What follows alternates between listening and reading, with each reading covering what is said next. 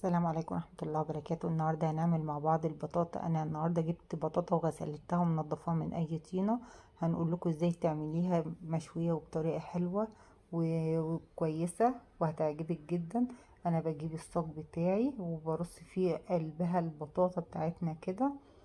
كل كمية البطاطا بتاعتك بترصيها، طبعا كبيرة وصغيرة كله بيستوي سوا واحد. في ناس تقولك لا انا بحبش اجيب التخينة دي ما بتستويش بسهولة، لا والله بتستوي وبتبقى جميلة جدا وبتبقى مليانة عسل. انا بحب اجيب المليانة دي بتبقى مليانة عسل. فانا هرص كله في قلب الصاج بتاعنا كده، واكون قبلها مسخنة الفرن البوتاجاز عشان لما اجي ادخل البطاطا طبعا تبقى الفرن سخن وحلو. انا دلوقتي كده انا كنت مولعه زي ما قلت لك كده الفرن، هبدا ادخل الصاج بتاعنا البطاطا اللي بنسيبه لمده ساعه لغايه ما يستوي. كده البطاطا بتاعتنا استوت. انا هحب اقطعها قدامكم عشان